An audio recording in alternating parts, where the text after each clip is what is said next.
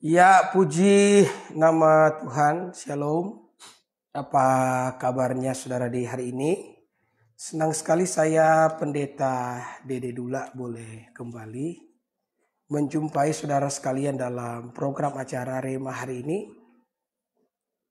Apa kabarnya? Harapan saya semoga saudara yang ada di luar sana dalam keadaan baik ya, dan dalam keadaan yang diberkati oleh Tuhan. Seperti biasa dalam program acara Rema hari ini, saya akan menemani ruang dengar saudara kurang lebih selama 30 menit ke depan, dan dalam kebersamaan kita akan diberkati dengan perenungan firman. Nantinya bagi Bapak Ibu yang membutuhkan topangan doa, sertakan saja pada kolom komentar. Nanti akan saya doakan. Dan mari bersama kita berdoa. Terima kasih Tuhan buat kesempatan yang Kau berikan bagi kami untuk kembali kami mau merenungkan sebagian sabda firman. Hamba doa Kau berkati agar perenungan ini menjadi kekuatan bagi setiap kami yang mendengarkannya. Dalam nama Yesus. Amin. Ya. Puji Tuhan. Mari bersama kita akan membuka Alkitab kita dalam Matius pasal yang ke-11. Saudara bisa membuka Alkitab saudara. Matius pasal yang ke-11 dan kita akan baca ayat yang ke-28 sampai ayat yang ke-30. Marilah kepadaku semua yang letih lesu dan berbeban berat. Aku akan memberikan kelegaan kepadamu. Pikulah kuk yang kupasang dan belajarlah padaku. Karena aku lemah lembut dan rendah hati, dan jiwamu akan mendapat ketenangan. Sebab kuk yang kupasang itu enak dan bebanku pun ringan. Puji Tuhan. Kemarin saudara-saudara saya sudah membagikan ya,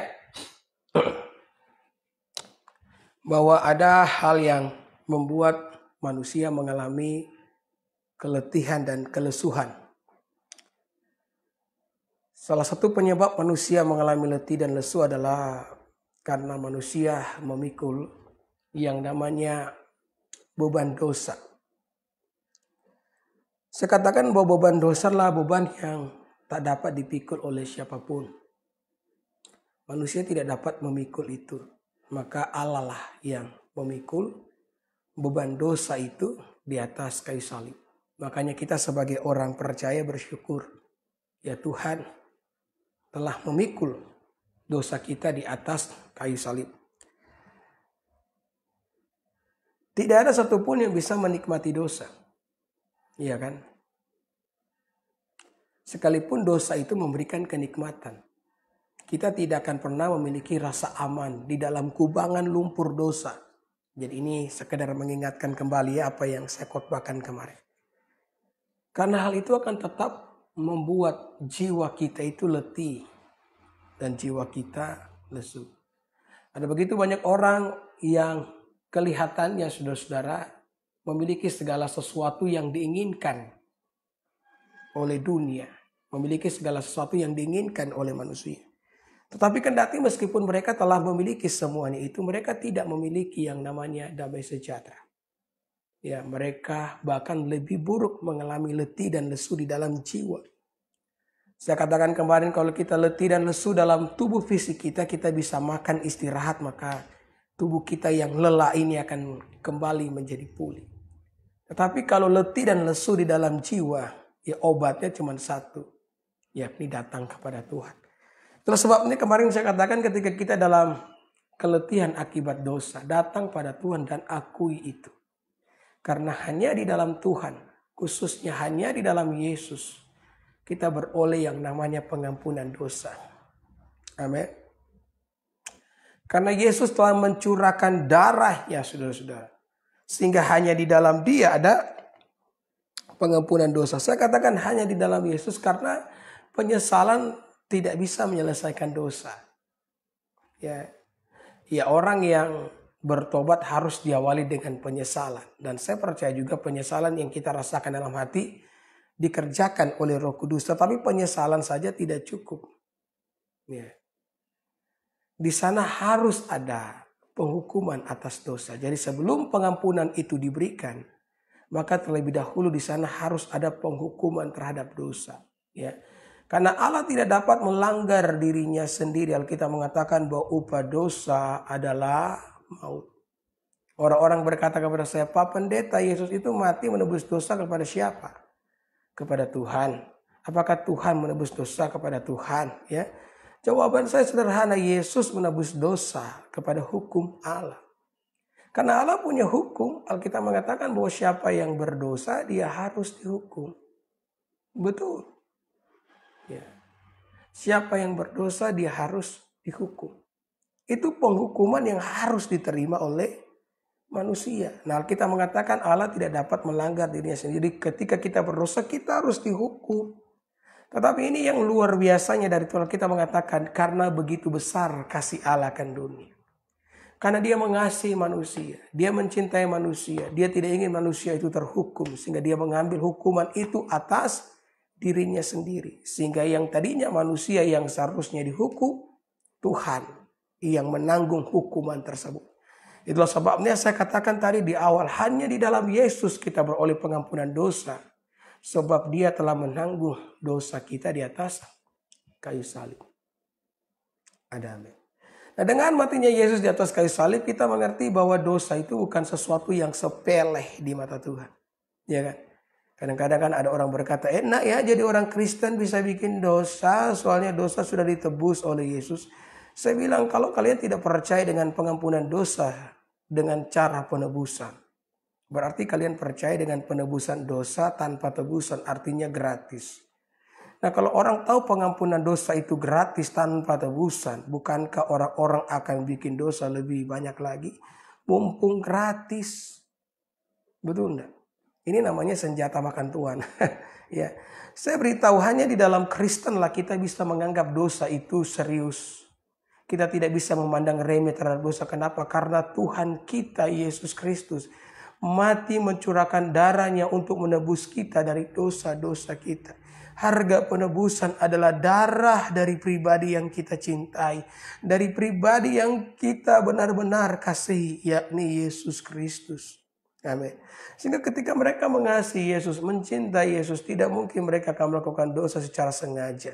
Hanya keturunan setan dan keturunan ular beludak yang memanfaatkan darah Yesus untuk melakukan dosa yang jauh lebih banyak lagi. Amin. Ya, jadi semua tudingan, semua tuduhan yang disampaikan kepada iman Kristen itu sebenarnya semua bisa dibalik kepada setiap mereka. Ya, tidak ada pengampunan selain di dalam Yesus, karena darahnya ditumpahkan bagi setiap kita. Ya, sebagai bentuk keadilan Allah terhadap penghukuman dosa itu sendiri. Kita perlu ingat ya bahwa Allah itu bukan cuma Allah yang kasih, tapi dia juga Allah yang adil, ya kan? Makanya keadilan Allah perlu dinyatakan. Kalau di dunia saja harus ada keadilan, apalagi di surga. Ya. Di dunia saja keadilan harus ditegakkan, apalagi di surga. Nah, demi keadilan Allah itulah Yesus mati di kayu salib bagi kita. Yang kedua saya katakan kemarin, saudara-saudara ya, bahwa perbuatan baik juga tidak bisa menyelamatkan. Amal baik tidak bisa menyelamatkan. Kalau amal bisa menyelamatkan, maka mari hari ini ya, kalau amal bisa menyelamatkan, kan ada orang nih yang percaya berbuat amal selamat. Siapa bilang berbuat amal selamat? Kalau amal bisa menyelamatkan, mari hari ini kita bikin dosa, kita berzina, kita korup. Nanti besok kita berbuat amal untuk menutupi dosa yang kita lakukan pada hari ini. Saya mau beritahu, manusia itu adalah makhluk yang paling korup. Manusia ini bisa menggunakan apa yang baik untuk mendatangkan sesuatu yang jahat. Dan Tuhan tahu betul akan hal ini. Ya. Sehingga di dalam kekristenan tidak ada amal dapat menyelamatkan. Ya. Karena Tuhan tahu kalau amal dapat menyelamatkan, maka manusia akan menggunakan amal sebagai permisi untuk melakukan dosa. Ya. Ini yang perlu kita perhatikan, saudara-saudara yang diberkati Tuhan. Ya. Makanya dalam kekristenan perbuatan baik, amal kita tidak menyelamatkan. Kita berbuat baik, kita berbuat amal. Karena kita bersyukur Tuhan telah menyelamatkan kita. Kita berbuat baik, kita berbuat amal sebagai bukti keselamatan yang kita terima dari Tuhan. Ada amin. Jadi engkau yang hari ini mengandalkan amal, hati-hati loh. Ya. Engkau tahu apa yang sementara engkau lakukan. Ya. Engkau bisa menipu orang lain, tapi engkau tidak bisa menipu dirimu sendiri. Ya, di balik setiap amal yang kau lakukan, bukankah di sana ada jutaan pelanggaran yang kau lakukan? Ya. Engkau bisa menipu orang lain, tapi engkau tidak bisa menipu Tuhan. Akan ada saatnya ketika penghakiman itu datang, engkau yang bersandar pada amal akan jatuh di atas lantai sama seperti kain-kain yang tidak dipakai oleh para penjahit, saudara. Dibuang begitu saja. Ya. Itulah sebabnya kita membutuhkan Yesus. Karena penyesalan tidak cukup, karena perbuatan baik tidak menyelamatkan. Pengorbanannya lah yang kita butuhkan untuk keselamatan setiap kita. Ada amin. Ya. Hanya Allah yang dapat menyelamatkan kita. Kita mengatakan, akulah juru selamat, selain daripada aku tidak ada yang dapat menyelamatkan setiap kita. Itu yang perlu kita perhatikan. Amin. Yang kedua, saya mau sampaikan hari ini ya. Jadi saya sudah khotbah ini kemarin. Nanti kalau saudara ingin dengar lebih terperinci lagi, dengarkan khotbah saya yang hari Jumat maksud saya. Bukan kemarin ya, hari Jumat. Yang kedua, apa yang membuat manusia mengalami keletihan? Saudara, kita tuh letih oleh karena kita punya beban pergumulan. Amin. Manusia letih karena manusia memiliki yang namanya beban pergumulan. Pergumulan membuat manusia letih sebab manusia, saudara-saudara, memiliki kapasitas dalam menanggung sebuah beban. Ya. Itulah sebabnya kenapa kita seringkali melihat ada orang stres, bahkan ada orang gila. Mereka adalah bukti-bukti daripada ketidakmampuan menanggung sebuah beban pergumulan. Ya. Mengalami sebuah pergumulan itu kan adalah sesuatu yang wajar ya. Selama kita hidup dalam dunia ini kan kita akan bergumul, saudara-saudara. Ya. Satu-satunya tempat yang tidak ada pergumulan cuma surga. Kalau saya tanya siapa di sini yang mau ke surga, saudara pasti angkat tangan kan? Tapi kalau saya tanya siapa yang mau pergi sekarang, saudara pasti turun tangan. Kenapa? Ya semua kita ingin ke surga, tapi kalau boleh pendeta jangan dulu sekarang. Iya kan? Karena saya masih ingin hidup di dalam dunia. Ya kalau saudara masih ingin hidup dalam dunia, berarti saudara perlu menyiapkan hati untuk berhadapan dengan pergumulan. Jangan jadi orang yang alay dan lebay. Ada amin. Apalagi minta mati dalam menghadapi pergumulan. Jangan. Karena apa yang engkau minta itu yang akan Tuhan beri. Engkau minta mati, Tuhan kasih mati. Sudah. Ingat apa yang terjadi dengan Elia. Elia minta mati, maka Tuhan mengabulkan permintaannya.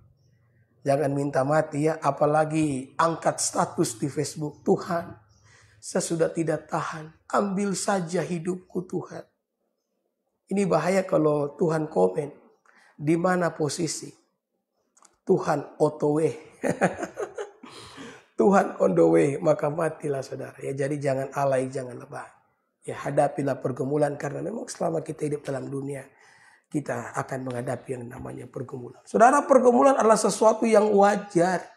Yang tidak wajar itu kalau kita menghadapi pergumulan kemudian kita berbuat dosa di dalamnya. Tuhan tidak ingin kita berbuat dosa ketika kita menghadapi yang namanya pergumulan.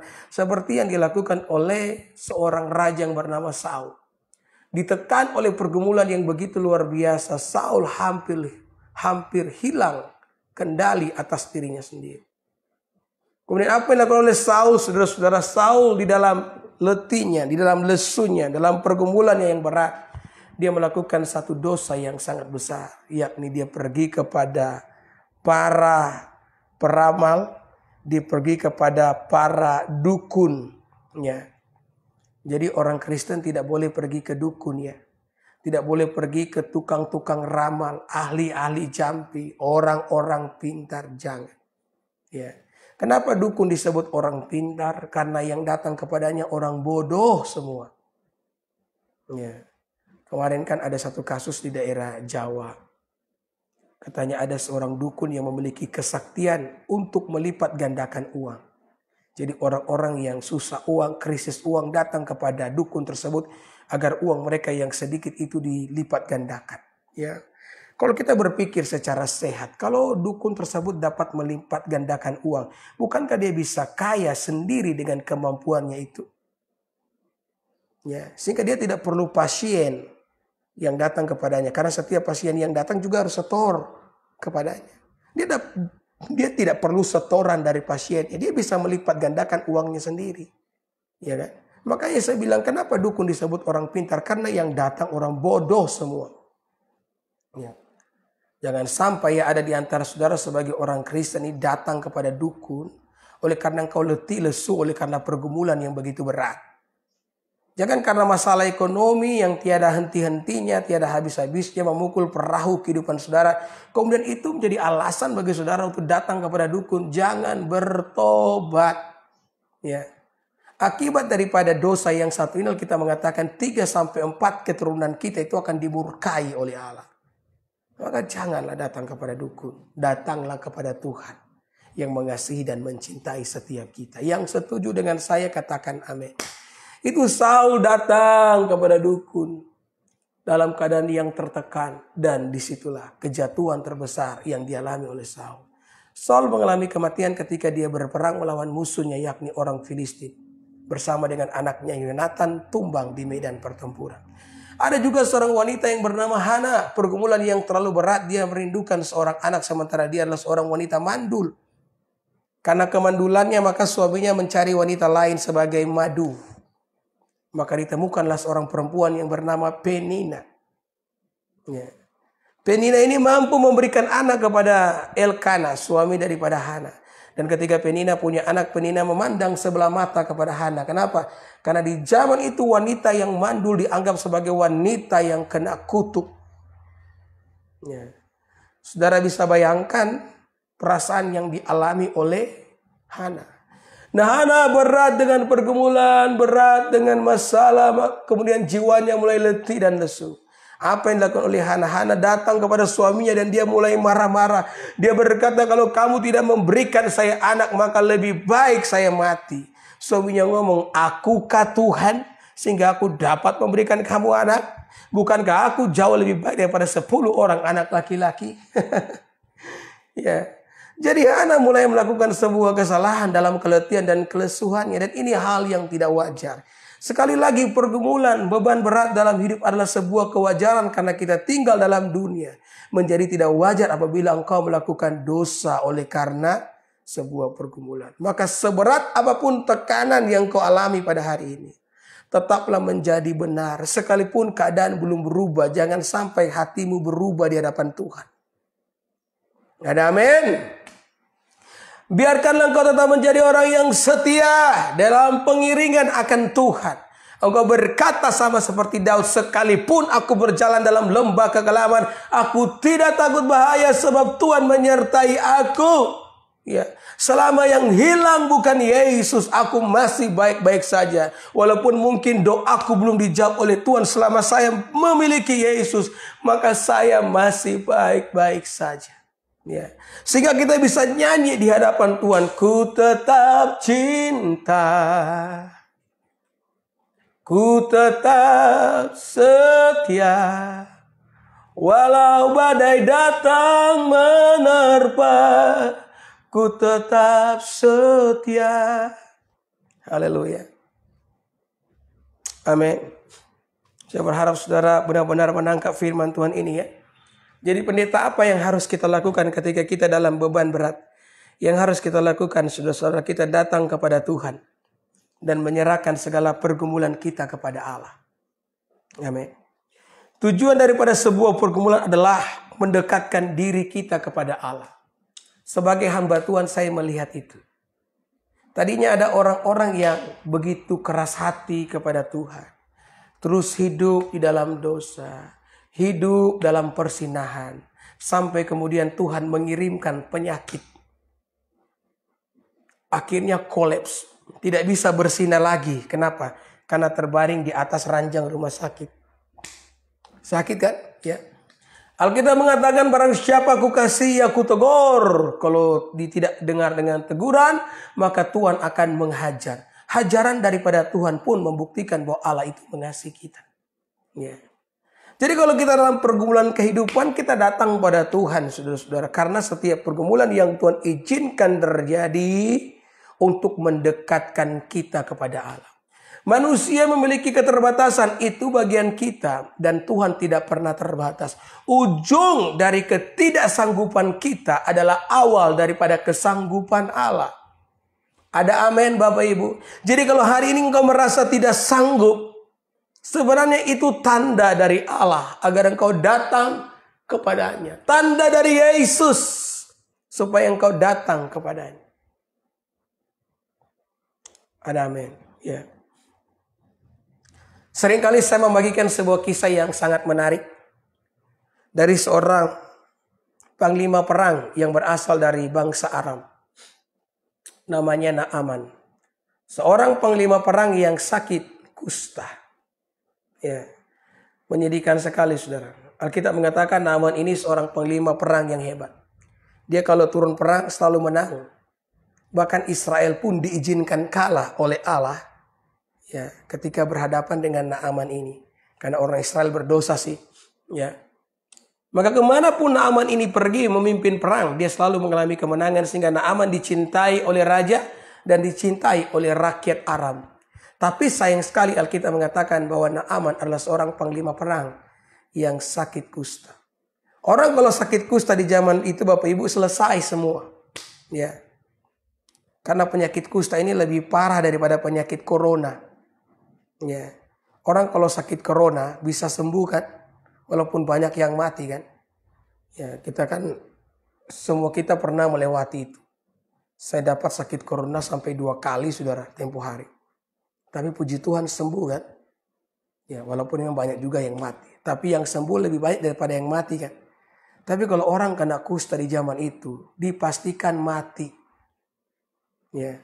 Belum lagi sanksi sosialnya. Sama seperti corona, kusta harus diisolasi.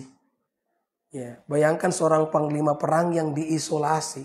Karena penyakit kusta, penyakit yang mewabah, menular, selayaknya penyakit corona. Jadi tidak ada gunanya semua pencapaian yang dimilikinya. Kadang-kadang kan begitu ya. Di balik semua kelebihan yang kita miliki, di sana ada satu kekurangan yang jauh lebih besar daripada kelebihan yang kita punya. Yang dimana kelemahan itu benar-benar menyiksa kita sehingga kelebihan yang kita punya sepertinya tidak ada artinya. Ada amin, ya. Kita sepertinya memiliki segala sesuatu yang diinginkan oleh orang lain. Ya, ada ibu-ibu yang sepertinya kehidupannya begitu wow, ya. Tapi sayang sekali punya pergumulan di mana suaminya selingkuh. Betul enggak? Ya, sehingga tidak bisa menikmati semua kelebihan yang ada. Itulah manusia, kita punya keterbatasan. Tuhan tidak pernah terbatas. Ujung ketidaksanggupan kita adalah awal daripada kesanggupan Allah. Jadi saya ingatkan sekali lagi, ketika kita dalam pergumulan, pergumulan diizinkan oleh Tuhan untuk mendekatkan kita kepada Allah. Amin. Karena kalau tidak begini manusia tidak bisa dekat kepada Allah. Ya. Makanya ketika engkau dalam pergumulan datang cari Allah. Jangan menjauh daripadanya. Ya. Karena ada beberapa orang ketika ditanya, Bu, Pak, kenapa tidak ke gereja? Dijawab santai, karena saya punya pergumulan.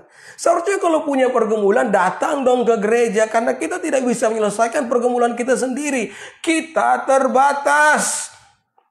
Haleluya. Ya. Maka apa yang terjadi dengan Naaman? Naaman pergi saudara-saudara ke Israel atas petunjuk seorang gadis. Gadis Israel sih, yang ditawan dan dijadikan pembantu di rumahnya. Ya, orang itu kalau sudah sakit, apapun akan dilakukan, betul ya. Bayangkan dia baru saja mengalahkan Israel. Dan dia mau pergi ke Israel untuk meminta kesembuhan kepada Allahnya orang Israel. Bukannya Allahnya orang Israel telah kalah dengan Allahnya orang Aram, tanda kutip. Ketika mereka berperang, Aram menang. Berarti Allahnya orang Aram lebih kuat daripada Allahnya orang Israel. Iya kan? Tanda kutip di situ. Walaupun sebenarnya orang Israel kalah karena Tuhan izinkan karena mereka berdosa. Tetapi lihat, panglima perang ini bernama Naaman ini mau pergi ke Israel. Kenapa? Karena sudah sakit kan. Orang kalau sudah sakit, orang kalau sudah dalam pergumulan, tingkat penyerahannya itu mencapai 1000%. Betul ya? Menjadi 1000%. Saya punya om. Mohon maaf ya, dia sakit batu ginjal. Sakit sekali sudah. Dia mau buang air, sakit sekali. Kemudian atas saran dokter dia harus pakai kateter, saudara. Dia ngomong, meskipun saya mati saya tidak mau pakai kateter. Dia malu soalnya, saudara. Tiba-tiba ketika rasa sakitnya kambuh lagi, dia teriak, pasang kateter, pasang kateter. Iya kan? Karena orang kalau sudah sakit itu tingkat penyerahannya menjadi 1000%. Itulah sebabnya kadang-kadang Tuhan mengizinkan kita mengalami pergumulan agar kita datang kepada Tuhan kan.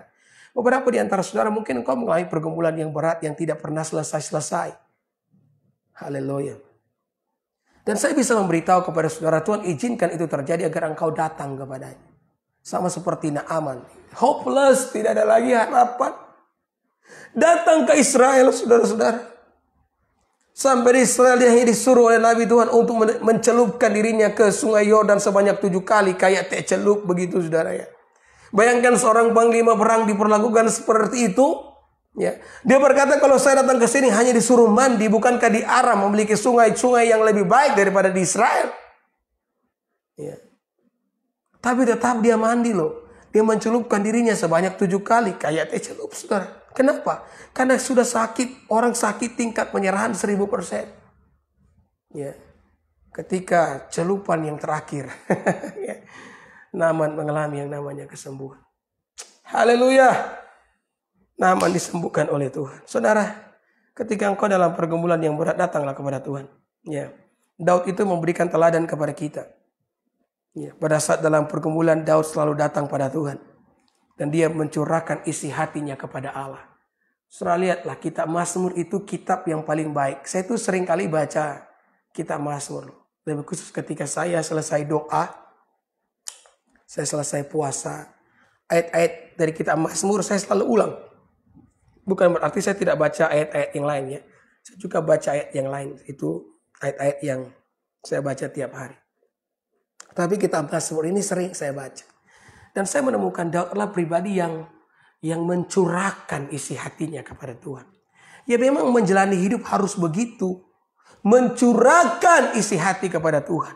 Ya, kitab Mazmur berbicara tentang manusia yang mencurahkan isi hati kepada Tuhan. Manusia yang letih, manusia yang lesu, yang kemudian mencurahkan isi hatinya kepada Allah yang menciptakan dia.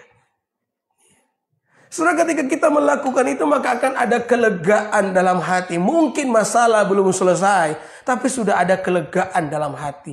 Dan saya seringkali mengatakan ini, ketika Allah belum mengecilkan masalah kita, Dia akan membesarkan hati kita. Amin. Allah akan membesarkan hati kita. Kapan itu? Pada saat kita datang kepada Tuhan. Saudara, saya sudah berada pada menit ke-29 ya. Jadi saya sudah khotbah saya. Saya masih mau kasih contoh satu, tapi nantilah ya. Di khotbah-khotbah yang berikut. Saya mau lihat kalau ada pertanyaan yang masuk dulu ya. Mau lihat komentar dulu. Haleluya. Terima kasih semua atas komentarnya. Lanos, oke. Selamat pagi Lanos. Apa kabarnya ya? Mending jual obat pagi-pagi gini. Ngomong ngawur semua pendeta ini. Menghayal tingkat tinggi. Ya.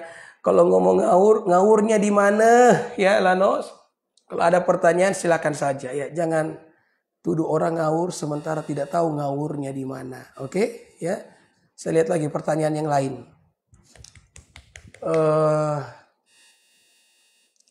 Dori Pascer. Ya salam kenal ya Dori Pascer. Untuk apa berbuat baik? Kan katanya Tuhanmu sudah rela mati demi penebusan dosa katanya. Nah ini penting ya. Jadi saya sudah singgung tadi di khotbah, kalau Dori dengarkan baik-baik pasti mengerti. Orang Kristen berbuat baik, berbuat amal bukan untuk selamat. Orang Kristen berbuat baik pertama karena perbuatan baik tanda bahwa kami telah diselamatkan. Yang kedua, kami berbuat baik sebagai ucapan syukur karena keselamatan yang telah Yesus berikan kepada kami. Ya, kira-kira begitu. Terima kasih ya Dori Pasir.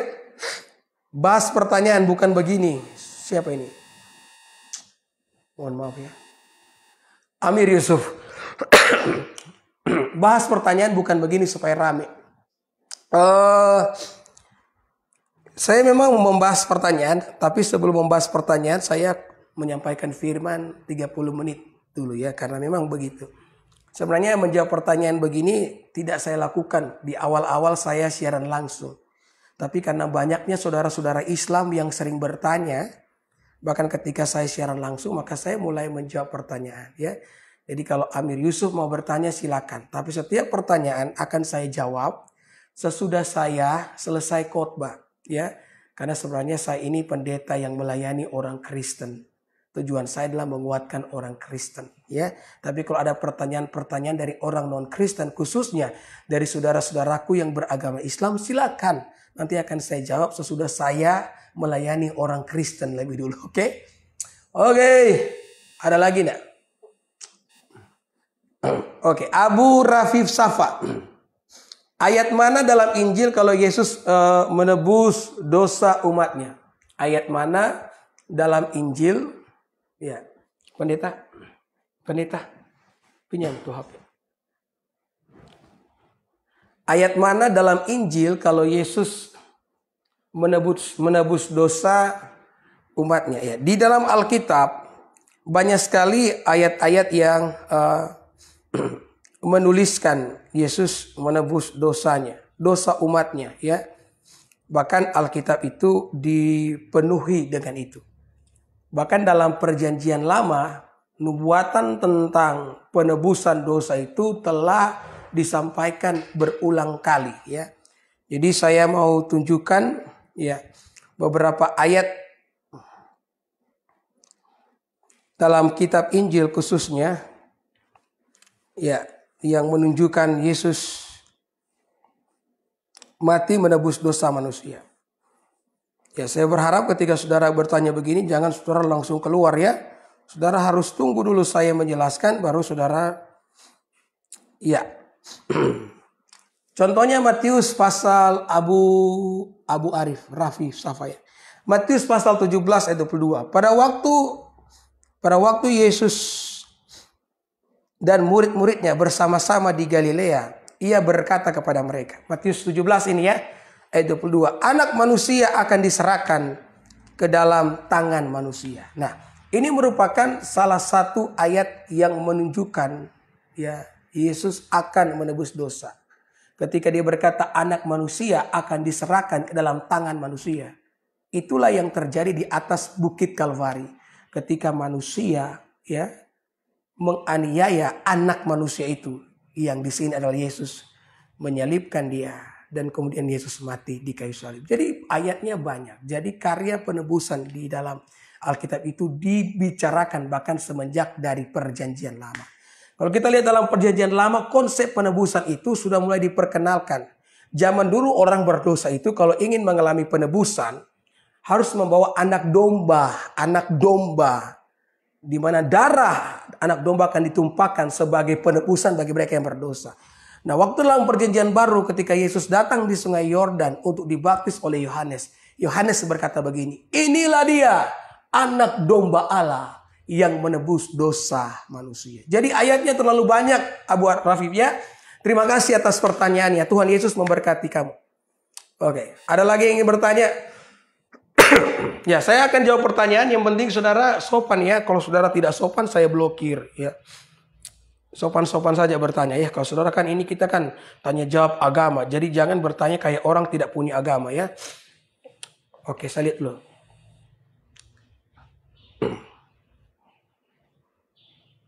Ada lagi? Ada Mekis. Ya, pendeta. Buka DP apa dulu? DP apa? Kode bagaimana DP kode? Ya, saya baca ya. Dari Adam Mekis. Ya. DP kode bagaimana? Hah? Kenapa pertanyaan saya soal orang Farisi? Ini ketutup lagi ya. Mana tadi? Oke. Kenapa pertanyaan saya soal orang Farisi tidak dijawab di chat WhatsApp? Coba bantah perkataan Yesus soal orang Farisi ya. Nanti bisa ditanyakan di sini saja. Kadang-kadang saya tidak menjawab pertanyaan di WhatsApp karena pertanyaan di WhatsApp kebanyakan bola-bola out. Ya, pertanyaan yang apa ya? Mohon maaf ya. Kadang-kadang terlalu kosong sehingga saya malas menjawabnya. Ayo tanyakan saja di sini. Saya mau lihat kamu tanya apa. Siti Fadia, ya selamat pagi Siti ya. Saya siap masuk Kristen sekarang jika ada ayat Alkitab yang tidak apa nih? Yang tidak ambigu. Yesus mengaku dirinya Tuhan. Yesus menyuruh umat Kristen sembahyang hari Minggu di gereja. Iya. Yesus mengaku dirinya Tuhan. Maksudnya apa ini? Iya. Pengakuan Yesus mengenai ketuhanannya itu banyak di Alkitab.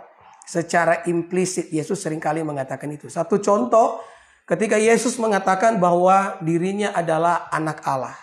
Ketika Yesus mengatakan dirinya adalah anak Allah, Yesus secara tersirat sebenarnya dia mau mengatakan bahwa dia adalah Allah.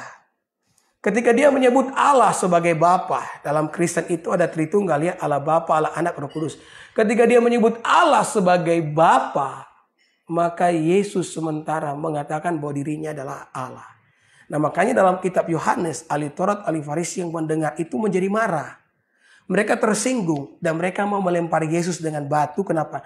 Karena mereka berkata, kamu manusia, tapi kamu menyamakan dirimu dengan Allah. Iya kan? Kalau misalkan mungkin Siti Fadia mengatakan bahwa ayat-ayat ambigu, sebenarnya bukan ambigu. Yang saya mengerti maksud Siti Fadia. Ya, Siti Fadia mungkin berkata bahwa ada saatnya Yesus terlihat seperti manusia, tapi ada saatnya juga Yesus terlihat seperti Allah. Kami mempercayai bahwa Yesus itu memiliki dua natur. Dia sepenuhnya Allah, sepenuhnya manusia. Makanya ada ayat-ayat yang menuliskan sisi kemanusiaannya. Ada ayat-ayat yang menuliskan sisi kealahannya. Yang terjadi kesalahpahaman dari saudara-saudaraku yang beragama Islam ini adalah kalian hanya melihat sisi kemanusiaannya dan mengabaikan sisi ketuhanannya. Kalau ada yang berkata, Tuhan kok mati? Nah saya tanya, manusia mana yang bangkit dari mati? Iya kan? Kemudian kita mengatakan dia akan datang kedua kali untuk menghakimi orang yang hidup dan mati. Alkitab juga mengatakan segala kuasa di surga dan di bumi telah diberikan kepada Yesus. Saya mau tanya, manusia mana, nabi mana, rasul mana yang memiliki kuasa di surga dan di bumi? Oke? Ariel Peter Pansi. Mana kamu punya komen? Saya mau lihat. Oke. Kalau begitu saya lihat dari HP yang satu ini aja ya. Seringkali kalau komen sudah masuk, saya tidak bisa menaikkan lagi komentarnya. Sabar ya, kita masih punya waktu kok. Saya lihat. Budi Dandar, ngarang lagi. Ya. Ini Budi ini. Kalau punya pertanyaan silakan saja diajukan ya. Dan paling tidak jangan pertanyaan yang copy paste. Karena kebanyakan pertanyaan dari Budi ini pertanyaan copy paste. Pertanyaan sendiri dong yang smart. Oke. Saya lihat dari sini saja ya.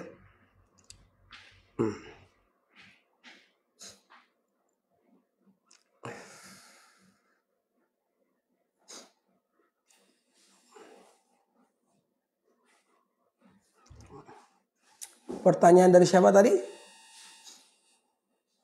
Dari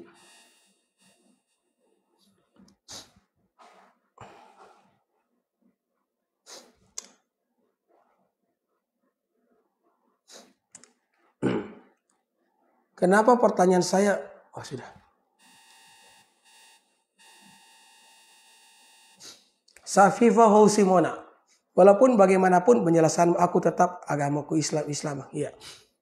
Itu kan urusannya Safia ya. Saya pun menjawab pertanyaan ini karena karena saudara-saudara Islam yang bertanya. Iya kan? Jadi kalau misalkan Safia bilang agamaku adalah agamaku, ya itu Safia. Saya pun tidak akan pernah mengorek-ngorek agamamu. Ya. Karena saya juga punya agama dan saya meyakini agama saya yang terbaik. Sebagaimana Safia mengakui agama Safia yang terbaik. Gitu kan? Tapi kalau Safia mau bertanya, kami akan menjawab pertanyaan. Karena itulah tugas para pendeta. Oke? Live streaming Pak Pendeta bukan ceramah tapi bisa tahu lebih. Maksudnya apa? Oke.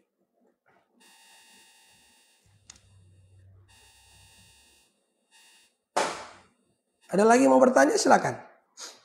Budi Anandar, pertanyaanmu mana?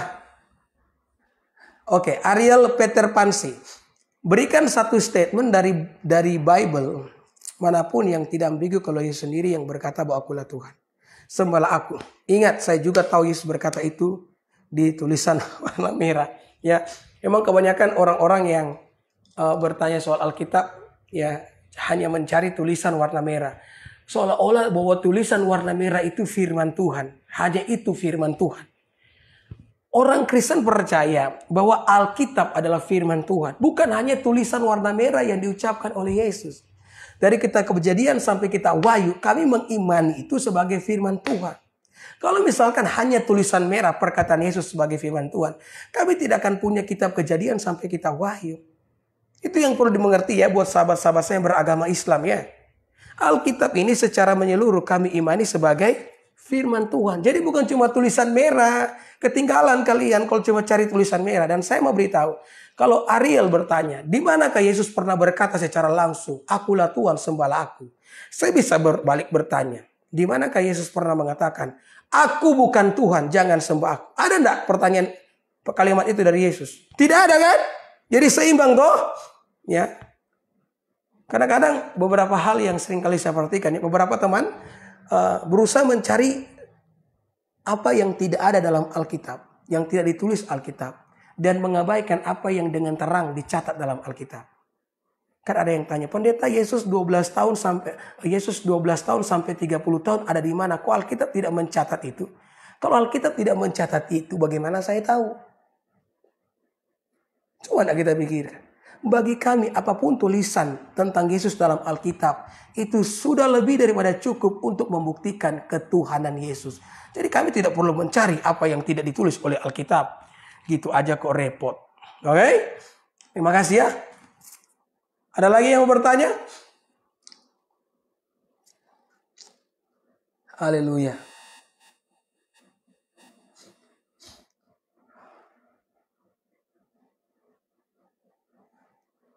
Ya. Di mana Yesus berkata dia Tuhan? Ya, banyak ayatnya. Tapi kalau dia berkata secara langsung, sama seperti dia tidak pernah berkata bahwa aku bukan Tuhan. Ya, di mana ada ayat Yesus mengatakan bahwa aku bukan Tuhan, janganlah sembah aku. Ya, ini saya tidak akan terpancing dengan pertanyaan-pertanyaan dari anak SD yang model begini ya. Itulah sebabnya kadang-kadang saya itu malas menjawab beberapa pertanyaan karena pertanyaan-pertanyaan begini pertanyaan yang kurang cerdas. Ya, saya skip ya. Wan Sabri Ahmad.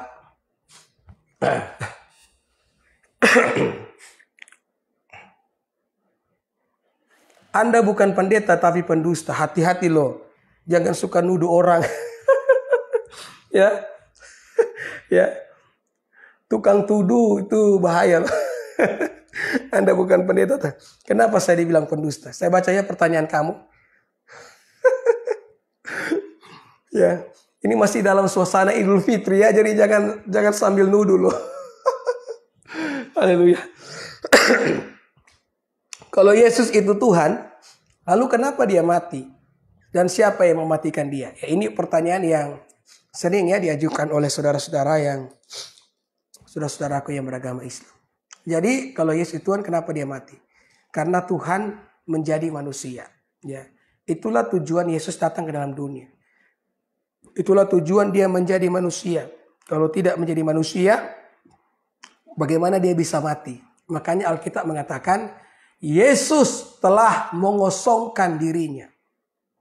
Ya. Dan menjadi sama dengan manusia. Dalam keadaan manusialah, Yesus bisa mengalami yang namanya kematian. Ya. Dan ketika ditanya, siapakah yang mematikan dia? Alkitab mengatakan, Yesus menyerahkan nyawanya. Orang Romawi cuma alat di tangan Tuhan. Kalau Yesus menolak mati, maka tidak ada seorang pun yang bisa membunuh dia. Coba perhatikan kalimat saya ini. Kalau Yesus bisa bangkit dari antara orang mati sesudah 3 hari mati, mudah bagi dia untuk turun dari kayu salib. Tapi kenapa Yesus tidak turun dari kayu salib? Karena dia harus mati menebus dosa manusia. Menebus dosa saya dan menebus dosamu. Ya, oke? Ariel Peter Pansi. ditanya malah tanya balik. Coba dijawab langsung. Di mana Yesus berkata, ya. Oh, ini pertanyaan tadi ya.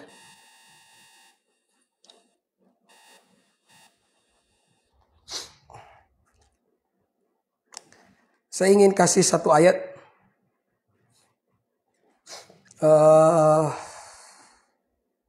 Di dalam Yohanes pasal 1. Ayat yang ketiga ya. Sementara saya lihat pertanyaan-pertanyaan saudara. Ada ayat mengatakan segala sesuatu dijadikan oleh Yesus. Dan tanpa Yesus tidak ada sesuatu pun yang telah jadi dari segala yang telah dijadikan. Jadi ini merupakan salah satu ayat yang membuktikan ya bahwa Yesus itu Tuhan. Jadi kalau orang bertanya di mana Yesus berkata akulah Tuhan. Salah satu ini ayat. Segala sesuatu dijadikan oleh Yesus dan tanpa Yesus tidak ada yang telah dijadikan. Jadi artinya Yesus itu pencipta. Ya, yang percaya katakan amin. Haleluya. Haleluya. Puji Tuhan. Ada lagi?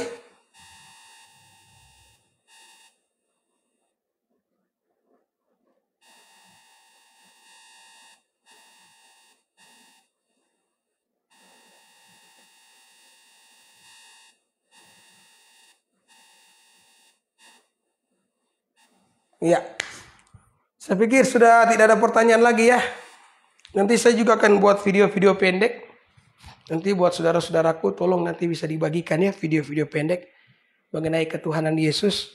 Agar itu bisa menjawab pertanyaan dari saudara-saudara ya. Dan karena supaya banyak orang lah yang tahu ya kan.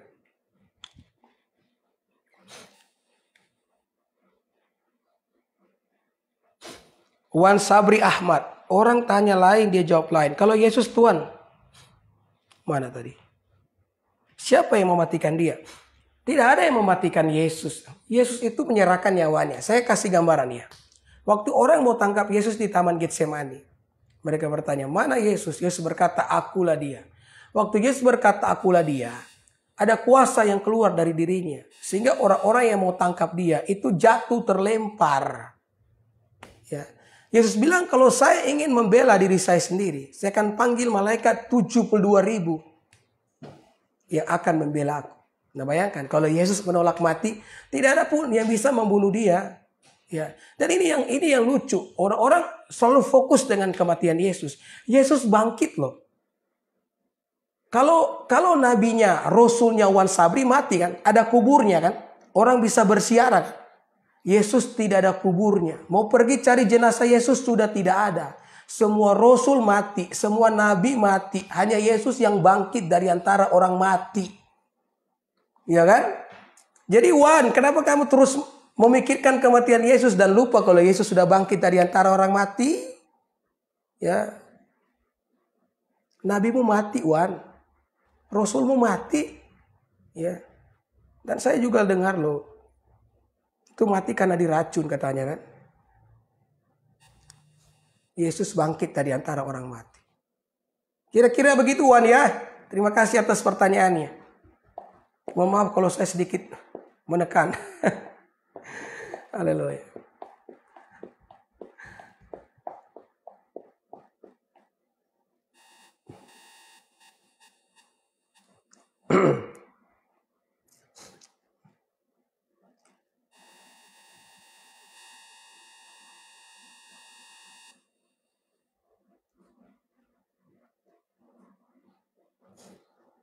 Di mana ada kata Yesus segala sesuatu dijadikan. Ya Yohanes pasal 1 ayat 3. Buka sendiri Yohanes 1 ya.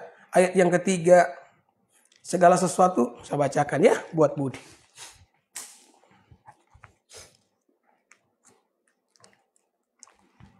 Yohanes 1 ayat yang ketiga. Di dalam segala sesuatu dijadikan oleh dia. Dia di situ Yesus. Jadi saya baca, segala sesuatu dijadikan oleh Yesus dan tanpa Yesus tidak satu pun yang telah jadi dari segala yang telah dijadikan. Ya, makanya ayat yang ke-14 dikatakan, ayat 11, ia datang kepada milik kepunyaannya, Yesus. Tetapi orang-orang kepunyaannya menolak menerimanya. Ayat 14, firman itu, dia itu, Yesus itu telah menjadi manusia dan diam di antara kita. Jadi Yesus menciptakan segala sesuatu ya. Jadi saya tuh bersyukur dengan Alkitab. Alkitab itu secara terang menceritakan bahwa Yesus itu pencipta. Dan kalau orang menolak itu ya urusan kalian lah ya kan. Kami percaya dia Tuhan. Oke. Budi Anda, kenapa ketakutan saat melihat malaikat? Saat Yesus digantung, bahkan diberi kekuatan. Kok Tuhan lemah? Kenapa ketakutan saat melihat malaikat? Ya, melihat malaikat di mana ketakutan? Makanya Budi, kalau baca Alkitab itu yang jelas. Inilah salah satu penyebab kenapa seringkali kesalahpahaman itu bisa muncul. Karena begini, baca Alkitab tidak jelas.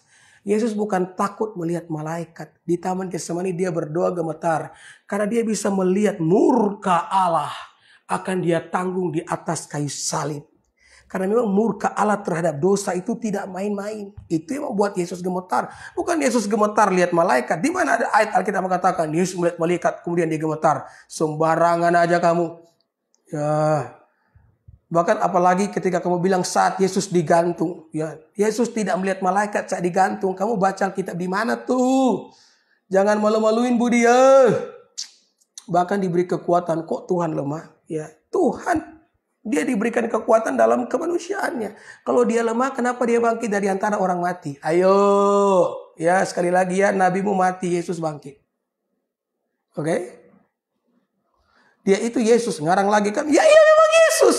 Makanya kamu baca kitab Yohanes pasal 1. Astagfirullah, subhanallah. Haleluya. Ya. Dengar ya Budi. Yang pintar wajib ngajar. Yang bodoh wajib diajar. Yang kurang ngajar itu sudah bodoh, tidak mau diajar. Astagfirullah. Sabar ya, ini masih Idul Fitri. Ya, haleluya. Ya. Oke, saya sudahi saja ya. Sampai di sini, nanti kita akan jumpa lagi di besok hari. Karena saya juga mau khotbah di gereja jam 9 nih ya. Puji Tuhan. Nanti saya kasih tugas sama Budi Nandar. Nanti baca kitab Yohanes ya. Supaya tahu dia di situ adalah Yesus. Ya. Supaya. Haleluya. Ya. Sekali lagi ya. Yang pintar itu wajib ngajar. Yang bodoh itu harus diajar. Yang kurang ngajar sudah bodoh tidak mau diajar. Ya, jadi saya kasih PR buat Budi Nandar, baca ya Yohanes pasal 1. Nanti akan tahu sendiri bahwa dia di situ adalah Yesus Kristus. Ya, mari kita berdoa. Tuhan, terima kasih kami telah selesai membagi firman di pagi ini. Biar rahmat kebaikan Tuhan jadi milik bagian kami semua. Anugerah-Mu dinyatakan bagi kami. Kami diberkati, yang sakit disembuhkan. Di dalam nama Yesus kami berdoa bersyukur. Haleluya. Amin. Puji Tuhan. Ya, terima kasih atas perhatiannya. Kita jumpa besok sore jam 5. Saya menunggu kehadiran Budi Nandar. Ya, selesai saya khotbah, saya buka lagi pertanyaan. Tapi Budi Nandar saya harap sudah baca kitab Yohanes ya. Jadi kalau ada salah-salah kata, mohon maaf lahir dan batin. Ya, Tuhan Yesus memberkati kita semua. Shalom.